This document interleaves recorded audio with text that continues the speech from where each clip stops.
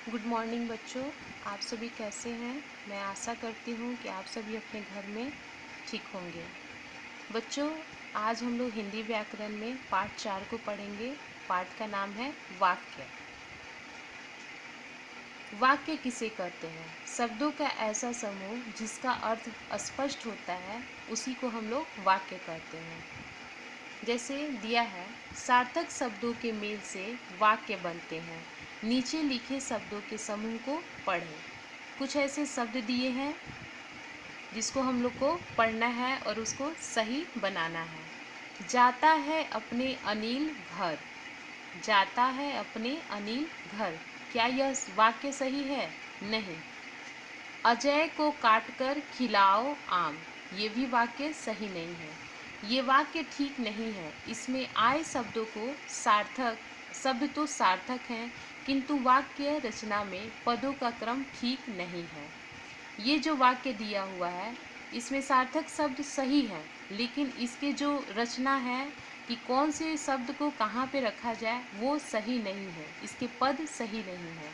इन वाक्यों में वक्ता क्या कहना चाहता है, यह स्पष्ट नहीं है, अतः ये वाक्य नहीं कहलाएंगे।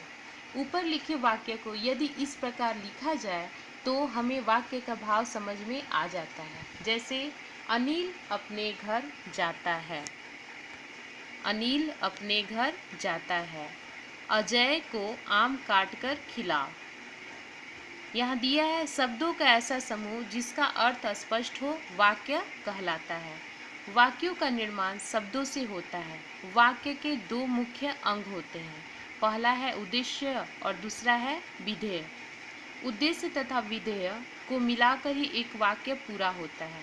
उद्देश्य जिसके बारे में कोई बात कही जाए, उसे उद्देश्य कहते हैं। जैसे नवनीत आया, यहाँ कौन आया? नवनीत आया। यहाँ पे हम लोग नवनीत के बारे में कह रहे हैं।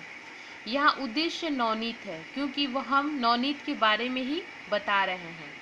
अन्य उदाहरण, अक्षय गाना गा रहा है। यहाँ अक्षय जो है वह उद्देश्य है। रोहित बाजार गया, शेर दहाड़ता है, लड़की झूला झूल रही है। इस वाक्य में अक्षय उद्देश्य है। रोहित बाजार गया, इस वाक्य में रोहित उद्देश्य है। शेर दहाड़ता है, इस वाक्य में शेर उद्देश्य है। लड़की झूला झूल रही है, इस वाक्य में लड़की उद्देश्य है। बच्चों, अब हम लोग विधेय पढ़ेंगे। उद्देश्य के बारे में जो कुछ कहा जाए उसे विधेय कहा जाता है। जैसे कनिका नाच रही है। यहाँ नाच रही है कौन? कनिका। तो कनिका तो उद्देश्य हो गई, और विधेय क्या है? नाच रही है। यहाँ नाच रही है विधेय हो गया। अन्य उदाहरण, माँ कपड़े धो रही है। माँ क्या है? उद्देश्य है। कपड़े धो रही है, यह विधेय हो गया। इस वाक्य में कपड़े धो रही है, यह विधेय हो गया। पक्षी उड़ रहे हैं, इस वाक्य में उड़ रहे हैं विधेय है। लड़की क्रिकेट खेल रहे हैं, इस वाक्य में क्रिकेट खेल रहे हैं विधेय है।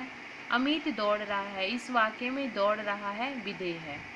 पढ़ो और समझो। बच्चों, यहाँ कुछ वाक्य दिए हैं, इसको आप लोग को पढ़ना है और समझना है। यहाँ वाक्य दिया है, उद्देश्य दिया है और विधेय दिया है। घोड़ा दौड़ रहा है, यहाँ आप लोग ध्यान दीजिएगा। घोड़ा क्या है? उद्देश्य है। दौड़ रहा है, ये क्या हो जाएगा? विधेय। अगर आप लोगों को प्रश्न में कभी पूछा जाए कि इन दिए गए वाक्यों को उद्देश्य और विधेय को अलग कीजिए, तो आप लोग उद्देश्य को क्या कीजिएगा? घोड़ा। और जो कार्य कर रहा है उसको विधेय में आप लोग अलग कीजिएगा। घोड़ा दौड़ रहा है, यहाँ घोड़ा उद्देश्य हो गया और विधेय क्या है? दौड़ रहा है। दूसरा है अंकित नहा रहा है। अंकित उद्देश्य हो गया, नहा रहा है विधेय। तीसरा अध्यापिका पढ़ा रही है। अध्यापिका यहाँ उद्देश्य है और पढ़ा रही है, यह विधेय हो गया। दादी जी पूजा कर रही हैं। यहाँ दादी जी उद्देश्य है, पूजा कर रही हैं विधेय है। नाई बाल काट रहा है, यहाँ नाई उद्देश्य है और बाल काट रहा है विधेय हो गया। वाक्य के प्रकार, रचना के आधार पर वाक्य के 3 प्रकार होते हैं। यहाँ वाक्य दिया है, सरल वाक्य, संयुक्त वाक्य और मिश्रित वाक्य। बच्चों, यहाँ सरल वाक्य पढ़ेंगे क्या होता है। जिस वाक्य में एक ही विधेय होता है उसे सरल वाक्य कहते हैं। जैसे रोहित जा रहा है, इस वाक्य में रोहित उद्देश्य है तथा जा रहा विधेय है। सरल वाक्य में एक या एक से अधिक उद्देश्य हो सकते हैं। जैसे राहुल पढ़ रहा है, राहुल और ईशा पढ़ रहे हैं। यहाँ उद्देश्य और विधेय है। इसके पहले आप लोग को उद्देश्य और विधेय के बारे में मैं पढ़ाई हूँ और समझाई हूँ। राहुल आप लोग का उद्देश्य हो जाएगा और पढ़ रहा है ये विधेय हो जाएगा।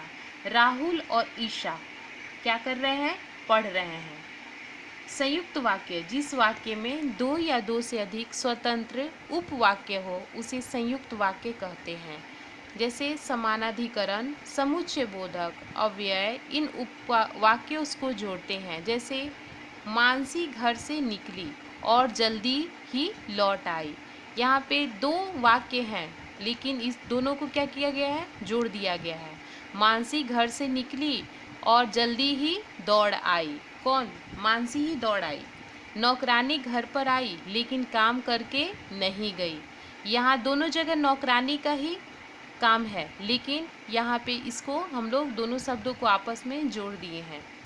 इन वाक्यों में दो उपवाक्य हैं तथा दोनों समुच्चय बोधक, अव्यय और लेकिन से जुड़े हैं, अतः यह संयुक्त वाक्य है। तीसरा है मिश्रित वाक्य, जिस वाक्य में एक मुख्य उपवाक्य और अन्य आश्रित उपवाक्य हो उसे मिश्रित वाक्य कहते हैं। इन्हें व्यधिकरण, समुच्चय बोधक जोड़ते हैं। जैसे दादाजी ने कहा कि सब बच्चों को बुलाओ। दादाजी ने कहा कि सब बच्चों को बुलाओ। किसान खेत में पानी देने लगा क्योंकि वर्षा नहीं हुई। इन वाक्यों में एक मुख्य उपवाक्य है तथा दूसरा आश्रित वाक्य है।